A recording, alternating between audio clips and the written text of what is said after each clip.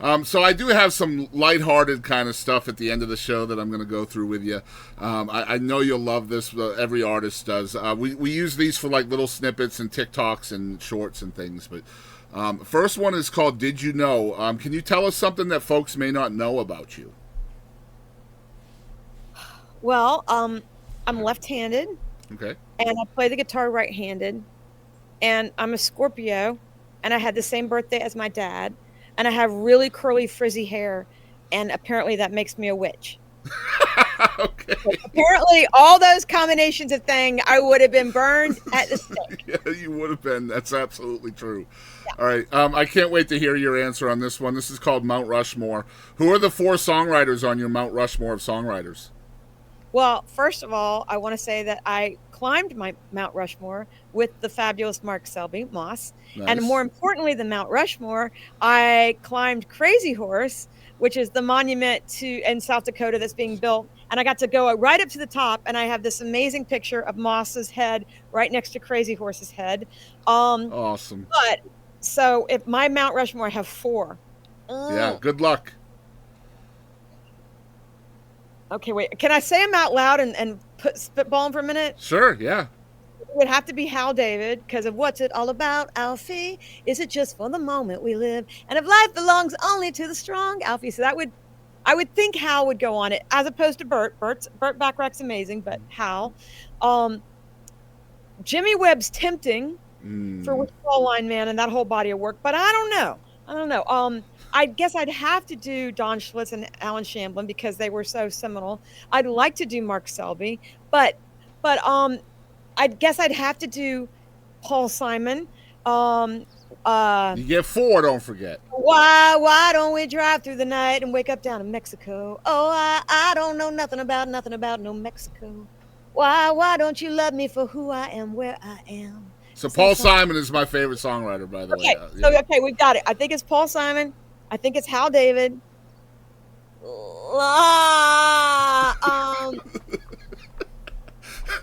That's 2. Are you going to go with Dawn and Alan? Also be Paul McCartney, because some people want to see the world with silly love songs. I look around me and I see it isn't so. Oh no.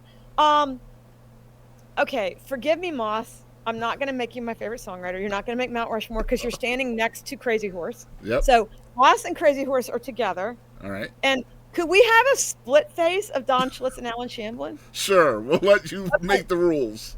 Okay, so then it's Hal David, Paul Simon, Paul McCartney, Don Schlitz. So it's Alan Schlitz or Don Hamlin, right? Yeah, exactly. Okay. All right, we got it. All right, we got there at the end, y'all. Let's go. Next segment is called What the Heck? Okay, so this is 5 rapid-fire questions, and I don't think we're going to have any issue with this. Just tell me the first thing that comes to your head when I ask the question. Don't filter any answers now, okay? That's important. All right, number 1, why do you think ATMs have Braille on them, the drive-up ATMs? Why do they have Braille on them? Because blind people need ATMs? But they're drive-up ATMs. Why are blind people driving? It's not necessarily drive-up. It's like some people can walk up, or the blind person could be in the passenger seat and they would get up out of the car. Okay. All right. That's a good answer. I was going to say, how could they walk up if they didn't, like, they're blind? How would they know there's an ATM there? Well, they're very good. I've watched people, blind people have a sixth sense. I mean, they might know, and also, too, they would have phones now that they would be able to type in with their Braille to find out where an ATM is. The ATM, then the map would tell them where it is. That's a good point. And they have North Stars. They're like human compasses at this point. Yeah, true. Yeah. All right, number 2. Which superpower do you wish you had? I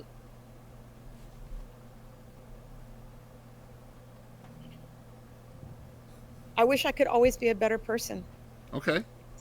So what would you be called, like kind woman or? Yeah, kind woman. An unfailingly kind woman. Like when I think about the times that I have been snarky, particularly snarky to Moss. I mean, the times I like rolled my eyes at him or my mother or my father, that I've thought like negative and snarky thoughts, just even thinking them to people because I like don't like their hairstyle or their or whatever. It's like just nixnay that from me, and then I would just be. Yeah.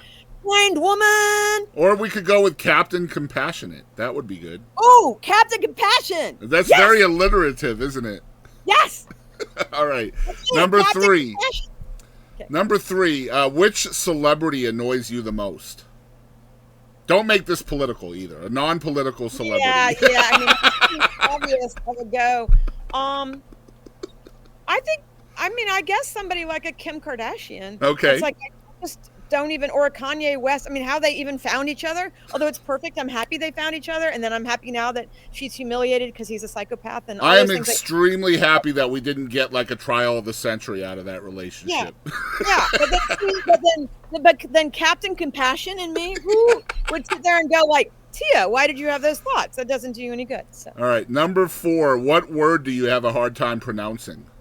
Oh my God, this is so easy because Joe Boyd, who I'm with now, Joe and Barbara Boyd, and Joe's like my adopted big brother, and there's this animal in the sea, and it's called anemone. Anemone, yes. And then that. And then and if you remember the little kid song, anemone, I can't say it the same way. I always called them ammonies when I was a kid. That one. Yeah. I know exactly what you're talking about. All right, last one, number five. This will be a little bit more maybe thought-provoking. Let's see. Let's give you a thought-provoking one. All right, you can listen to one artist for the rest of your life. But as soon as you choose this one artist, all other artists don't exist. Oh, my God. Well, could it be me? Sure. You're because an artist. Then I could write my songs for the rest of my life, and then I wouldn't be limited by the songs I wrote. That's a great answer. I think that's a great answer. Although I think I would also get really sick of myself. But I can't guarantee that the other artists that I would pick would continue to write music that I love. Like I would immediately thought like Annie Lennox, but she hardly makes records anymore. So then I'd be limited to what she's made. Or I love Robert Palmer's early albums. I love David Gray. Oh my God, I love David Gray. But I don't know if I'd want to listen to only David Gray. So it's tough, right? Yeah. I think that's a great answer. That's great. Yeah, I love that. All right, cool. So that was What the Heck, and I knew that was going to be fun with you. All right, next one is called One Artist. Who is one artist you wish the whole world knew about? Well, you can't pick yourself on this one, by the way. Pick someone else. So the one artist that I think is like famous already, but should be world known is David Gray. I mean, David Gray is just an astounding artist. I wish the world knew about Paul Simon. There's an amazing, much lesser known artist named Andrew Duhon. I wish people knew who he was. He just has a gravitas and a gorgeousness to his voice. I wish the world knew who Gabe Dixon was. I wish the world knew who the indie rock band Flight Attendant was. I wish the world knew who. I wish the world knew who Katie Pruitt was. This was supposed to be one artist, Tia. Don't do that. You can't. I wish that the world didn't know who a lot of the artists are, and that they knew who my artists were. I agree with you. Let's pick an entire book full of artists that shouldn't be known. Yeah, check them out. All right, so you're going to be a guinea pig for my next segment. I've never done this one before with any guest before. This is called Fly on the Wall. So you can be the fly on the wall in any room in history. Where are you? That's really hard. Well, one, I would love to be a fly on the wall while Julia Child was cooking. I mean, that would be possibly hilarious. I would love to be a fly on the wall while Mel Brooks was like filming Blazing Saddles. That would be so much fun. So filming it or writing it? Or either one. Yeah. Oh yeah, to be in the room where he's like, yeah. That would be great. I wouldn't want to be in the room of anything maniacal or political, because once again, that flies in the face of Captain Compassion. So I would want to be in the room of like a mad scientist doing something really cool. Oh man, it would be super cool to be in the room when like a scientist like Madame Curie, who's just about to die from poisoning because she's like God knows what she's under herself. But when she's pretty much thinks she's figured this out, you know, or Galileo, how cool would that be to be right there when Galileo goes, you know, I think we're spinning. Or how about the first time Nostradamus was right? Like, that would be amazing. I told you that was going to happen. Exactly. You know what I mean? That would be like an aha moment, that would be amazing. And also too, to just be a fly on the wall, like to not be a part of it, just to be like, I was there. Yeah, but exactly. They didn't even know it. Yeah. I love that. Cool. All right. Next one's called Biggest Lesson. What is the biggest lesson you have learned directly from music? That it doesn't care. Yeah. And that's been really hard. And I could cry at this moment. But music doesn't give a rat's ass about your heart. Music doesn't give a rat's ass about your grief or your soul. Music doesn't give a rat's ass about anything. All music wants is to make more fucking music. Yeah. It's like, and all love wants to make is more love, and you can sit there and go, world stop or life stop or music stop. You can want it to stop to where you can get your act together, and it just keeps rocking.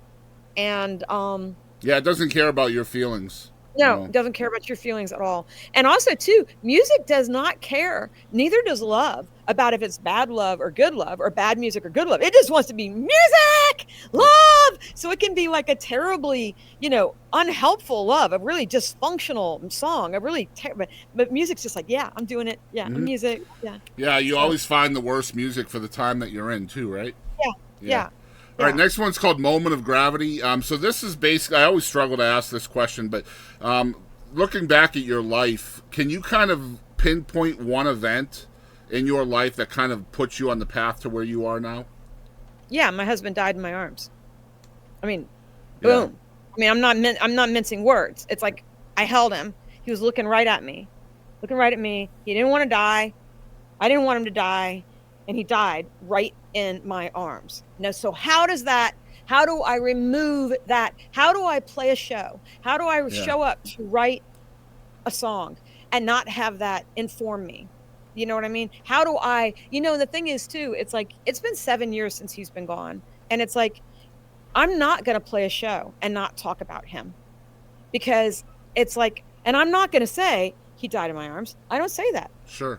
Okay. But I am going to say that I lost this exceptional person, and that since then, my mind view, my world view, my eyes lens is perpetually different. And the thing that is the most interesting thing is I could have, with this lens, I could have crawled into a fetal position. Yep. I could have become a very bitter person. I could have become a very angry person. And instead, what really came out of that and has not left me is this Tia 5-year-old girl all over again. And she's not left. It's like, there's nothing really savvy. There's nothing sexy. There's nothing mature about me. There's none of like that at all. It's that I want to be Captain Compassion. Yeah. And so, yes, it's his death. He wanted so badly to die in the hospital. He did not want to die at home. He wanted, if he was going to die, he wanted to die like on the surgery when they were removing the brain tumor. That's how he wanted to die. He did not want to die at home. And, but he did. And, well, I know exactly how that is. My dad was the same way. He wanted it to go at the hospital. My mom would not let that happen. Yeah. She wanted him home, and he didn't want to deal with that. I know what it's like to have somebody die in your arms. And have the most important person in your life die in your arms. That was my dad for me. That is a film that never stops playing. Like, absolutely. Yeah. And shows up at the damnedest of times. I know. I mean, and it's just remarkable. I like to say that these things that we feel only prove we're not psychopaths. That's right. And they only prove that we're like fully sentient beings, and that we're in nowhere. We almost have our burden is that we have too much emotion. You know what I mean? Our burden is that we feel too deeply, but also then it's our job from these losses to go on and be the kindest, sweetest people on the planet, to counterbalance the other people that, It's all about your personal choices, man. It's how you deal with it, right? And and that's about, again, the compassion for other people. Other people are not watching the same film that you are, and so you know, you gotta try to remember that, and that's difficult when your entire world is that film, that is your memory. And but yeah, go ahead. I always love to say that when you're at the end of your life, whatever that end of your life is, and you can't get out of the fact that you're at the end of your life, that you're the star of this movie, this film, that you really don't want to be cast in, right? Yeah. But that you get to act however you want to act. So it doesn't matter if the people who are also people in your film, like I was a person in Moss's movie, right? But yet when his movie ends, my movie continues, right? And so it was like, however Moss needed to act or wanted to act, then I had to obey that. You know what I mean? I had to respect that because his movie ends with his last breath and my movie continues. Yeah. And that reminds me, if you haven't seen The Life of Chuck, you need to see it. Okay. Trust me. And it's by Stephen King, one of my favorite writers, and not for his horror books, but for his other Breath of Humanity, what he did with Shawshank Redemption. But The Life of Chuck is the most amazing movie, and you just won't be prepared for it. Okay. But I will check it out. I love Stephen King, so I'll check it out. That just a little bit off topic, but Under the Dome, the TV show, man, did that I piss never me saw off. that. Don't. Okay, don't. Okay, don't. Don't touch it. Trust me. Okay. Under the Dome book was incredible, and then they completely butchered it. It's just so bad. Stay away from it. All right, so we got a little deep and dark with the Moment of Gravity there, and I love your answer, though, because it's really a good definition of grief and how grief can affect you so fully, right? Like, it's just so full, and it's hard to even get a break from it. And you're right, it shows up at the damnedest times when you smell something, or just, it can be just like, I smelled my dad's truck, and it wasn't even my dad's truck. It was just the smell of his truck, and it was, at a farmer's market or something like that. And you don't control how you're gonna react to that smell that just comes out of nowhere, and it triggers those memories. So, but that leads me to the next one that is kind of the antithesis of that one, and that is, what are the 3 things you're most grateful for? Well, the fact that I want to be Captain Compassion. Still, even after? Yeah, that's my MO. I can't believe I do. I can't believe that I have this light in my eyes. I mean, people say it all the time. I can't believe that I look younger than I am and I'm more joyful. I mean, even I can't believe, that, I still have this light, this curiosity. I can't really believe that. And so I'm immensely grateful for that. And I am so grateful for my friends. I mean, I have the greatest collection of friends on the planet. I mean, I'm here at the house of 2 of my most important people in my life, Joe and Barb. And then tomorrow, 3 of my other great friends are coming in from Tennessee and Oregon. They're all flying in, and then we're all going to come here, and then we're going to go play this little festival together. And, I talked to 2 friends today on the phone, and I'm helping another friend buy a house. And it's like, so I would say the fact that I want to be Captain Compassion. I'm working on my moves. We're gonna have to get you some spandex or something. Captain Compassion, and that I still have the light in my eyes, and that I have the friends I have. And I got to say, when we started this interview, your upbringing was to not make friends. Don't do the relationships. It's crazy that you brought that up. The interviews are circular. They always find a circular point, and it's so weird how it happens all the time, but it's so true. One of the things you're grateful for is your friendships, and you were literally raised to not make friendships. That's amazing. That's really amazing, and that it's like Joe and Barb are 2 of my oldest friends, and that I've probably known them for 20 years. But all of my other friends, my entire network that are like my trampoline of joy, are all post Moss, and it's like they've just been they're everything to me. And that's the growth as a human, as an artist. Such cool stuff. All right, last question will be the hardest one. perhaps. It's called Who Do You Think You Are? Who is Tia Sillers? I'm just me. I'm just a really broken, mortal person, occasionally writing songs that are perfect, and I wake up every morning and wonder what's going to surprise me today, and I talk to God all the time, and I'm out here on Joe and Barb's patio in front of the Puget Sound, so that's who I am. Yeah. Being very small next to the ocean, right? Yeah, super small. That really hasn't changed as a theme. Super, super, super small.